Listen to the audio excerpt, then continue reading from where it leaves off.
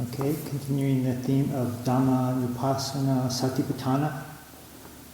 Now moving on to the 7 factors of enlightenment, the Bojjhanga, also translated as the factors for awakening. And go back and just give a brief reminder from the Satipatthana Sutta, Majjhima Nikaya 10, this and how does a bhikkhu abide contemplating Dhammas as Dhammas? Here a bhikkhu abides contemplating Dhammas as Dhammas in terms of the 5 hindrances, in terms of the 5 khandhas, in terms of the 6 sense bases, in terms of the 7 factors of enlightenment, in terms of the 4 noble truths. So we're up to the 7 in terms of the 7 factors of enlightenment. And for those of the monastics who learn the chanting, Bojjhanga, if you ever try and remember, what are the 7 factors of enlightenment, you can just think of the Bojjhanga Sutta. It's like Bojjhango Sati Sankato Dhammanam Vijayo Tata Viryam Piti Pasadi Bojjhanga Samadupeka Pasada Samadupeka. So right in the beginning, it lists all 7 of those. So it's traditionally considered to be healing, or if one could also think of healing or greed, anger, and delusion. But that prit is used traditionally for when people are experiencing illness. So I will start off by reading from P.A. Payutto's Buddhadhamma, translated by Robin Moore. And quite a nice summary of the presentation of the Bojjhanga, drawing from the suttas. And I'll stop at various points to see if there are any questions or comments. This is from chapter 18, and the subheading is Wisdom's Task Force, and it also covers the 5 hindrances a little in here, which are presented in the suttas as the counterpart to the Bojjhanga. In terms of the hindrances are the unwholesome, and the Bojjhanga is the wholesome.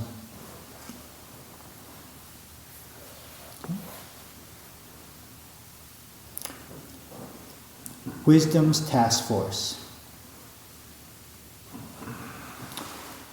This heading, Wisdom's Task Force, as well as the expression, the arena of practice for wisdom, refers to the 7 factors of enlightenment, Bojjhanga. The enlightenment factors are both a support for developing concentration and a way to apply concentration for achieving higher ends, up to and including the highest goal of true knowledge, vijja, and liberation, vimutti. These 7 factors are mindfulness, investigation of truth, effort, bliss, tranquility, concentration, and equanimity. The Buddha gave a short definition for the enlightenment factors. Quote, they are called enlightenment factors because they are conducive to awakening. Based on a literal analysis of the term Bojjhanga, the commentaries translate it as either attributes of an awakened person, attributes of one about to be awakened, or factors of awakening. In principle, the enlightenment factors are adversaries to the 5 hindrances, nivarana. Most of the time, the Buddha mentioned these factors in combination with the hindrances in the capacity of opposing forces. The attributes of the enlightenment factors are opposite to the attributes of the hindrances. Quote, monks, these 7 factors of enlightenment are not obstructions, are not hindrances, are not corruptions of the mind. When developed and cultivated, they lead to the realization of the fruit of true knowledge and liberation. Monks, these 7 factors of enlightenment are makers of vision, makers of knowledge, promoting the growth of wisdom, free from distress, leading towards nibbana. As mentioned earlier, the hindrances destroy the quality of the mind. The hindrances can be used to measure the level of deterioration of a person's mental health. The enlightenment factors, on the other hand, enhance the quality of the mind and promote mental health. They can be used as a yardstick to evaluate mental health. Definitions for the 7 factors of enlightenment are as follows. 1. Mindfulness, sati. Definition: recollection, to recall, reflect, or to hold attention on something with which one is engaged, or on a required activity. In the context of the enlightenment factors, sati encompasses both the vigilant role of mindfulness, in which attention rests on a specific object of consideration, and the recollection of Dhamma teachings and of necessary activities in order to submit them for inspection by wisdom. 2. Investigation of truth, Dhamma Vijaya. Definition: search for truth. To apply wisdom in order to investigate the object focused on by sati or the Dhamma teachings submitted by sati. For example, to contemplate the essential meaning and value of the object under consideration. To examine and select those things that are beneficial to one's life or are most suitable to the present circumstances. To discern how the object arises, is sustained, and passes away. To understand the object in the context of the 3 characteristics, and to realize the 4 noble truths. 3. Effort, virya. Definition: energy, fearlessness, persistence, ardent enthusiasm for that under investigation by wisdom, courage to perform good deeds, strength of heart, fighting spirit, perseverance, a hastening to improve, an ability to uplift the mind, and an ability to prevent despondency and discouragement. 4. Bliss, piti.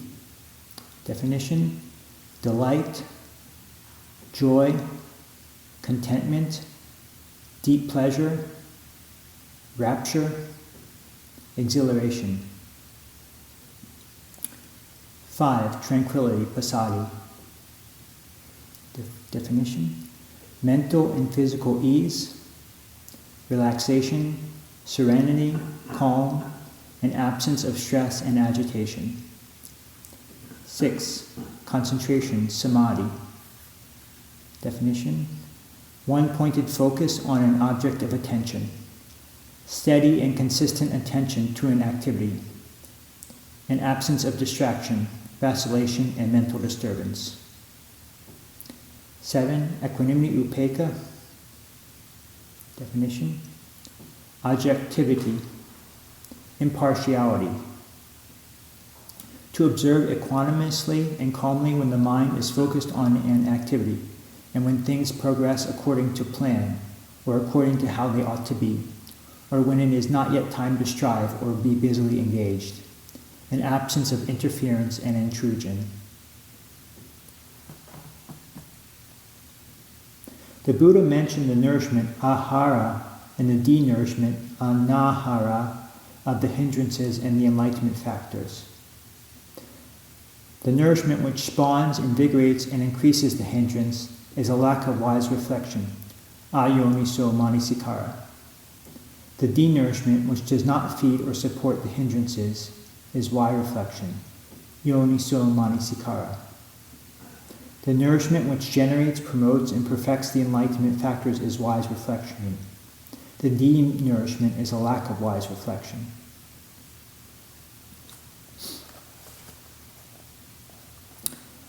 A. Nourishment and denourishment of the 5 hindrances. And now, P.A. Payutto, he goes through each of the 5 hindrances, and first he mentions in the first sentence the nourishment of a particular hindrance, in the second sentence the denourishment. 1. Sensual desire. A lack of wise reflection regarding images of beauty, subha nimitta, is the nourishment. A wise reflection on images of impurity, asubha nimitta, is the denourishment. Ill will. 2. A lack of wise reflection regarding repulsive images, patigha nimitta, is the nourishment. A wise reflection on the deliverance of mind, ceto vimutta, is the denourishment. 3. Sloth and torpor. A lack of wise reflection regarding sluggishness stemming from overeating, boredom, drowsiness, or despondency is the nourishment. A wise reflection on resourcefulness, improvement, and perseverance is the denourishment. 4. Restlessness and worry. A lack of wise reflection regarding the state or circumstances of mental agitation is the nourishment. A wise reflection on the state of a peaceful mind is the denourishment. 5. Doubt. A lack of wise reflection regarding issues giving rise to doubt is the nourishment. A wise reflection on wholesome and unwholesome qualities, beneficial and harmful qualities, is the denourishment. And now B, nourishment and denourishment of the 7 enlightenment factors. 1. The nourishment for mindfulness is wise reflection on those things acting as a basis for mindfulness. The nourishment for investigation of truth is wise reflection on wholesome and unwholesome qualities, beneficial and harmful qualities. The nourishment for effort is wise reflection on resourcefulness, improvement, and perseverance. The nourishment for bliss is wise reflection on those things acting as a basis for bliss.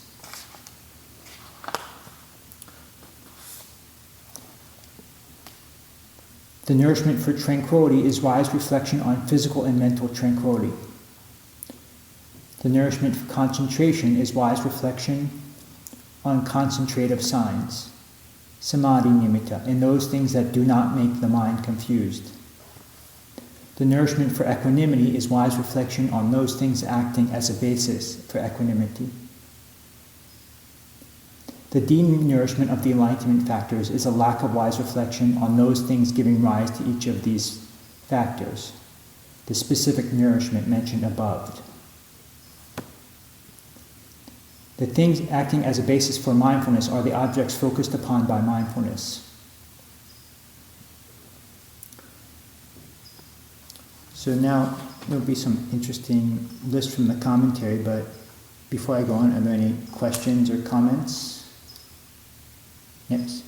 I'd love to hear Ajahn Thitapanno's views about how resourcefulness acts as a deep condition for sloth and torpor. I wasn't sure what that really meant. Oh, so like how because here it says nourishment for effort is wise reflection on resourcefulness. It was also a denourishment. Oh, right. Sloth and torpor. Mm-hmm. Right. Maybe I can just start with some brief. To me, it seems that some people, they're could describe them as resourceful, like they're always able to sort of solve problems when something's broken or something. They have this very good, helpful energy to them. So you can see, I guess that's what comes to mind for me. They're always ready to take care of whatever needs to take care of. And you can see how somebody who focuses on that quality and develop that quality, they have this nice energetic buoyancy to them. So that's my thoughts on it. Yeah, I mean, it's exactly that. So that, if one is resourceful, means you're also ready to kind of scan, what are solutions to a particular problem. So looking at, say, some difficulty, Five Hindrances, rather than, oh, woe is me, I'm united by these Five Hindrances, isn't this awful? That was, there's Five Hindrances, no, how do I work with that? That's resourcefulness. Or that kind of, certain agility of mind that's ready to think outside the box a bit. This is unwholesome. Say rather than, because if we identify with sloth and torpor or any of the other five hindrances, then we take that as the status quo and basically acquiesce to it, rather than looking at it from, oh, this is with a reflective mind that looks, well, this is actually unwholesome, this is unskillful. This is exactly what the Buddha said is unbeneficial. Now, how do I work with that? How do I free myself from that? So that resourcefulness is really important. Because if you think, well, if I just sit here long enough, then it's all going to get better, and I'm going to be happy forever after. It just doesn't work that way.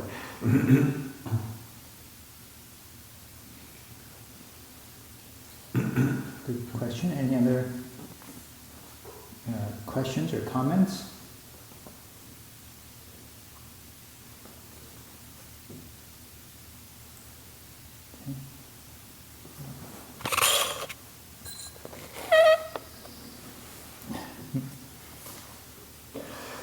So it's a pretty interesting list about how to develop each of the ways to develop each of the 7 factors from the commentary P.A. Payutto will go into. The things acting as a basis for mindfulness are the objects focused upon by mindfulness. One commentarial passage describes these as the 37 factors of enlightenment, Buddhadhamma, and the 9 supramundane states, Dhamma. From a wider perspective, however, this refers to the practice of the 4 foundations of mindfulness.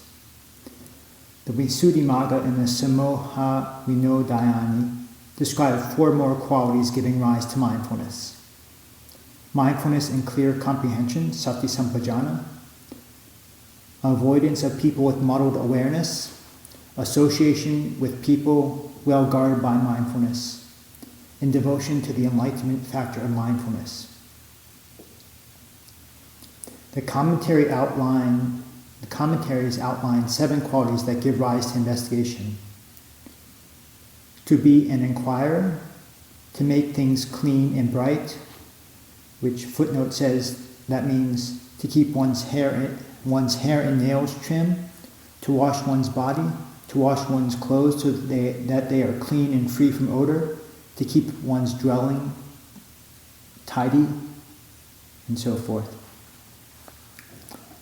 The third one is to balance the spiritual faculties and to avoid the company of fools, to associate with the wise, to contemplate matters requiring deep insight, to devote oneself to the investigation of truth. The commentaries list 11 qualities that give rise to effort. To reflect on various dangers, such as the danger of wickedness, which is, in other words, to rouse oneself by recognizing that if one makes no effort, one will encounter such dangers. Next is to discern the blessings of making effort, which leads to exceptional mundane and supramundane results. To consider that this path of practice was traversed by exceptional people, including the Buddha and his great disciples. If we are lazy and slack in our efforts, we will never achieve the goal. To honor alms food by aspiring to generate blessings for the donor. To consider the greatness of the Buddha and to remember that he praised effort. To consider that we should honor his compassion and kindness through devoted effort. To consider that one should act in a way that is worthy of inheriting the magnificent legacy of the true Dhamma. To reduce sloth and torpor through various means like switching postures and developing the perception of light, alokasanya. To avoid indolent people. To associate with industrious people. To reflect on the 4 right efforts. Samappadana. To devote oneself to making effort. The commentaries describe 11 qualities that give rise to bliss, piti. 1 through 3 are to recollect the virtues of the Buddha, the Dhamma, and the Sangha. Next is to recollect one's own virtuous behavior, sila, to recollect one's generosity and acts of renunciation, to reflect on divine beings and on the qualities leading to divinity inherent in oneself, to reflect on the state of peace, in other words, nibbana, to avoid gloomy, depressed people, to associate with cheerful people, to reflect on suttas inspiring devotion, to incline the mind towards bliss. The commentaries describe 7 qualities that give rise to tranquility. To consume fine food, to reside in a comfortable environment, to abide in a comfortable posture, to exert effort in a balanced, measured way, to avoid nervous, stressful people, to associate with calm, relaxed people, to incline oneself towards tranquility. The commentaries describe 11 qualities that give rise to concentration. To make things clean and bright, to be discerning in regard to mental images, to balance the spiritual faculties, to restrain the mind when appropriate, to uplift the mind when appropriate. When the mind is unhappy, to gladden it through faith and a sense of awe, samvega. When the mind is functioning well, to practice equanimity, to avoid people who lack concentration, to associate with people who are endowed with concentration, to reflect on mental liberation, vimokkha, to be devoted to concentration. The commentaries describe 5 qualities that give rise to equanimity. To be non-discriminatory towards all living beings, both monks and lay people. To be objective about conditioned phenomena, both one's internal physical organs and one's personal belongings. To avoid people who are anxious about and jealously guard things, including other people and personal possessions. To associate with people who are unbiased towards living beings and conditioned phenomena, to incline the mind towards equanimity. The 7 factors of enlightenment are mutually connected, as confirmed by the following teaching by the Buddha. In sum, a monk who has studied with... actually, before I go on to that, are there any questions or comments about those lists from the commentary? I had one question. There was Sure. one list. It was one of the first ones. It had something to do with. It was very practical. It was like about actually the personal hygiene. And Yes. Yeah, it was housekeeping, interesting. like taking care of one's creatures. Yes. And usually clean. Was that? What was that a condition for? Was it mindfulness? Well, it comes up at energy? least twice. It's the second quality for giving rise to investigation, Dhammavijaya, and it's also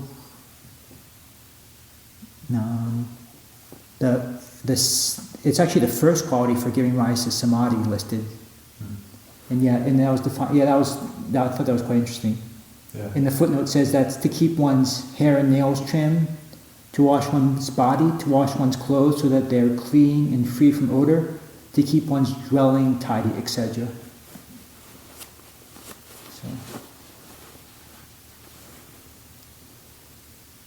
Yeah, I think that attention to details, just personal hygiene and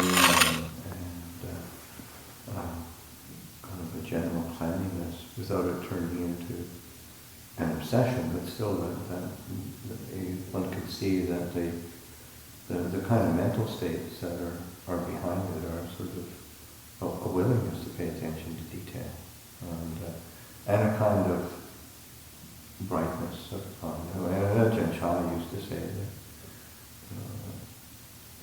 I don't need to read people's minds to know what their mental states are like. I just have to look at their kutis.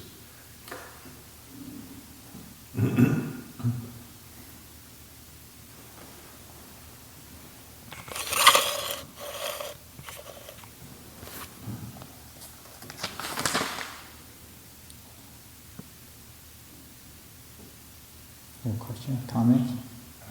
Could you repeat the ones for tranquility? Sure. It's like looking uncomfortable.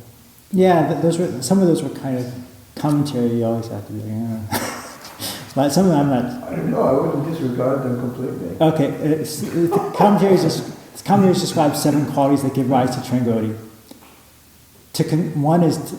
Number one, to consume fine food. No. That was. Yeah. Well, I mean, it's sort of that sense of ease. Okay. It's not to be disregarded. I think when we use the expression fine food, that often means like high quality, like gourmet. Yeah, it's hard to say what it That's means. like appropriate. Food Well, I think it's not sort of being outside the bounds of being a sauna. Mm-hmm. But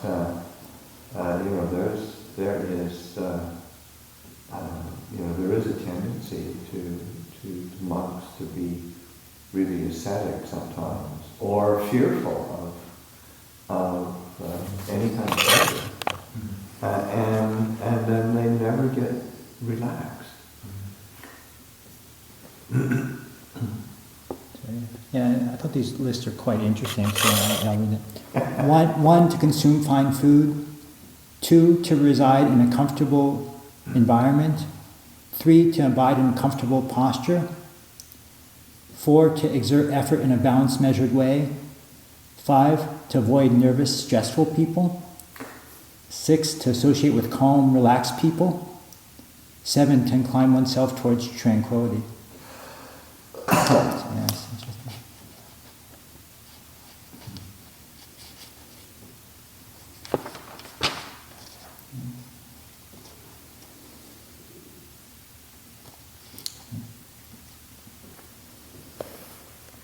So keep reading.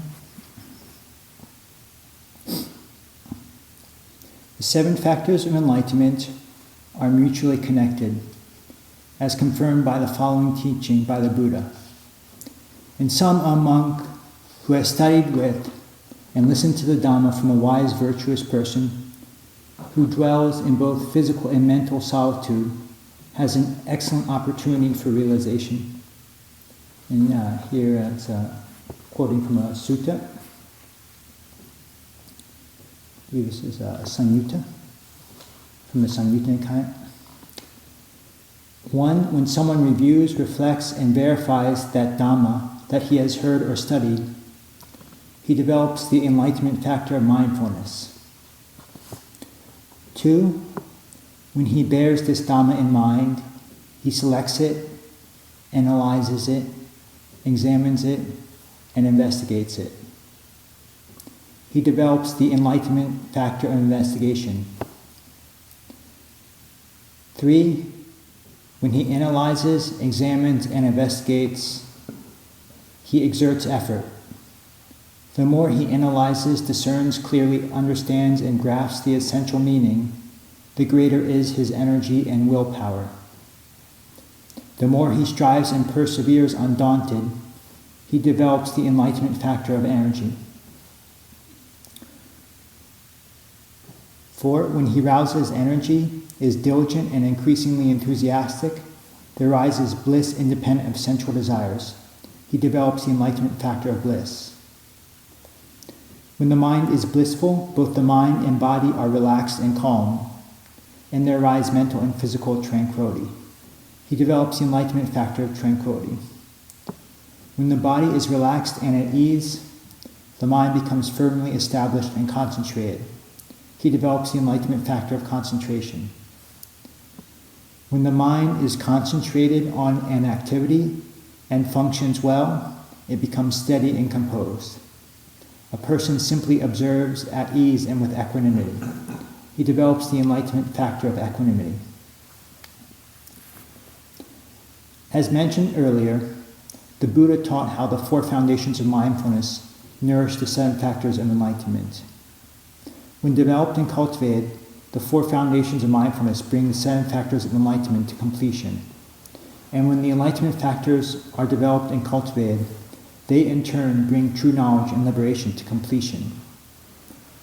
The development of the 4 foundations of mindfulness thus act as a basis, enabling the group of enlightenment factors to enter the arena of practice. When developing contemplation of the body, feelings, the mind, or mind objects, one is endowed with unremitting mindfulness. When one is attentive in this way, one applies wisdom to examine, inquire, and analyze according to the principle of Dhamma investigation. From this point, the gradual development of the other enlightenment factors proceeds as described above, eventually leading to true knowledge and liberation. Likewise, when one is listening to the Dhamma, if one firmly establishes the mind, reflects, devotes oneself with all one's heart, and listens carefully at that time, the hindrances will be absent, and the 7 factors of enlightenment may reach completion. The 7 factors of enlightenment can be developed along with other spiritual qualities. For example, they can be developed along with the meditation on breathing, along with the 4 unbounded states of mind, appamana, or along with recollections, such as the perception of impermanence, the perception of foulness, the contemplation on dispassion, and the contemplation on cessation. The enlightenment factors assist these other qualities to be of supreme benefit, to be conducive to true safety, conducive to a sense of urgency, and an ardent striving towards wholesomeness, and conducive to dwelling in peace. The Buddha encouraged the application of the enlightenment factors in meditation practice. These factors help to support the mind when a person is beginning to meditate, and they strengthen concentration.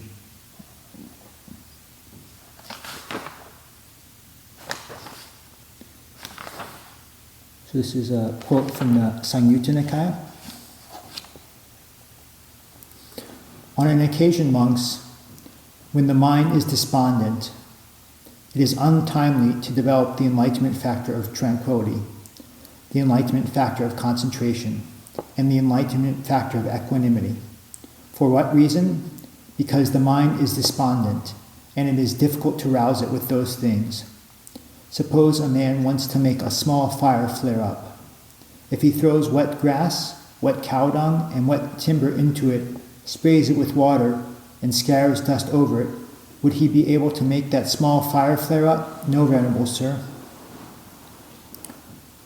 So too, on an occasion when the mind is despondent, and as above. On an occasion when the mind is despondent, it is timely to develop the enlightenment factor of investigation, the enlightenment factor of energy, and the enlightenment factor of bliss. For what reason? Because the mind is despondent, and it is easy to rouse it with those things. Suppose a man wants to make a small fire flare up.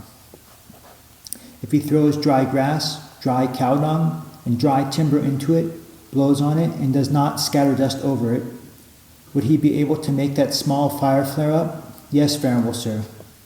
So too, on an occasion when the mind is despondent. And then as above. On an occasion when the mind is restless, it is untimely to develop the enlightenment factor of investigation, the enlightenment factor of energy, and the enlightenment factor of bliss. For what reason? Because the mind is restless, and it is difficult to calm it down with those things. Suppose a man wants to extinguish a large bonfire. If he throws dry grass, dry cow dung, and dry timber into it, blows on it, and does not scatter dust over it, would he be able to extinguish that large bonfire? No, Venerable Sir. So too on an occasion when the mind is restless. On an occasion when the mind is restless, it is timely to develop the enlightenment factor of tranquility, the enlightenment factor of concentration, and the enlightenment factor of equanimity. For what reason? Because the mind is restless and it is easy to calm it down with those things. Suppose a man wants to extinguish a large bonfire. If he throws wet grass, wet cow dung, and wet timber into it, sprays it with water, and scatters dust over it, would he be able to extinguish that large bonfire? Yes, Venerable Sir. So too, on an occasion when the mind is restless. But mindfulness, I say, is always useful. So yeah, just pointing out that 3 of the enlightenment factors are more energizing and 3 are more calming. Some nice, useful sutta, useful images. In the Pali Canon, the 7 factors of enlightenment are described in several ways. As the effort to cultivate wholesome states, bhavana padana, as the pinnacle of all forms of effort, as the strength of spiritual development, bhavana bala, as the means to eliminate the taints by way of spiritual development, as kama that is neither black nor white, leading to the end of kama, as conditions of prosperity, leading solely to growth and not to decline, and as the path leading to the unconditioned, nibbana, similar to the other qualities contributing to enlightenment, bodhipatya dhamma. So, are there any questions or comments on the readings or on the enlightenment factors?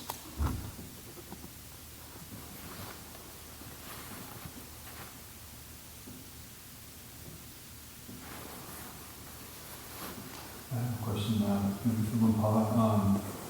When you quoted one sutta, and you might even recite it in various places or something, but it's quite, I've heard a lot of this, that the 4 foundations of mindfulness and all cultivated fulfill the 7 factors of awakening. The 7 factors of awakening, when developed and cultivated, fulfill true knowledge and deliverance, vijja, vimutim, I think. And I was just wondering, would the, like technically, in the suttas, if we make a connection, would true knowledge and liberation, would that just be referring to, like, if you think about it in terms of the 4 fruits, or the eight types of noble beings, the 4 fruits, would that be referring just to the arhat, like fruit? No, it would be to the whole path. So the whole noble path path of fruit, yes, absolutely. So would each stage have its own knowledge and its own liberation? Yeah. That sort of, okay. Yeah. Okay. So like the fruition of stream entry, the fruition of... Yeah. I see. Yeah, that's, and commentaries go into a lot of detail about that, and Payutto almost certainly does as well in Buddhadhamma.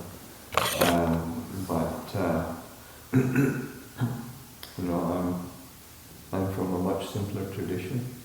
Mm-hmm. So, but still, that the basis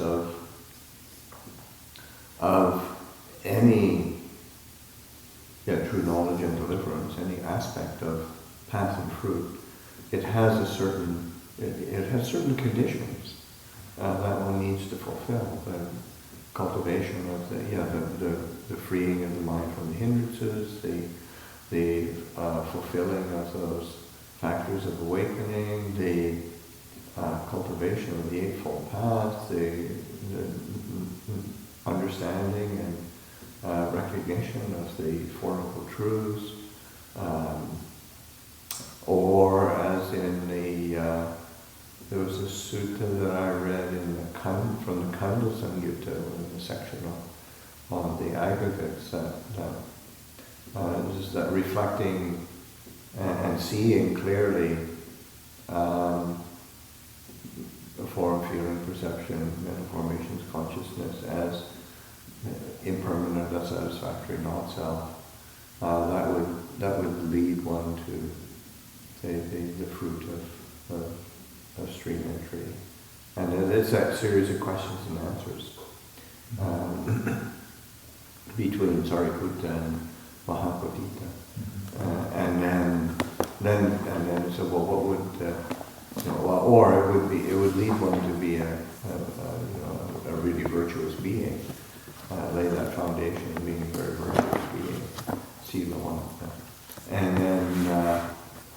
then what does a really virtuous being do, and what's the point of it, and then it's sort of be stream entry, but basically it is reviewing, reflecting, contemplating exactly the same thing. But as one's knowledge and understanding deepens and refines, then it has different layers of accomplishment. Or another way of saying it is different layers of relinquishment. Abandoning the feathers. Yeah. Kind of similar to the Venerable Sampano's question, where I think it's, I guess the question is, correct me if I'm wrong, that like the mind that attains samadhi doesn't have to wish for wisdom. It inclines towards it, or it may not have been wisdom, I guess is what the question is. Yes and no. I mean, the thing is to give a categorical answer is putting oneself in a box that one doesn't want to be in the sense that that cultivation of samadhi, if it's too goal-oriented, then there's a whole sense of becoming itself that is obstructive. If it doesn't have parameters of wisdom and kind of an analytical discernment, then it kind of gets stuck in its object. So to give a categorical answer is a problem. But there is suttas where the Buddha, this is a natural process, but then it's also natural to put in all the conditions for a broad sense of understanding. That's what those foundations are really for. Any other questions or comments?